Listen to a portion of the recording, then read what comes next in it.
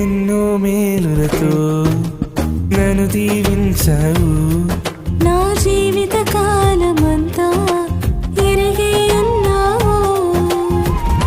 ఏమిచ్చి నీ రుణము నీ తీర్చగలను, ఎన్ని రీతులుగా కీర్తించగలను. వందనాలు యేసయ్యా, నీకే శతకోటి స్తోత్రాలు.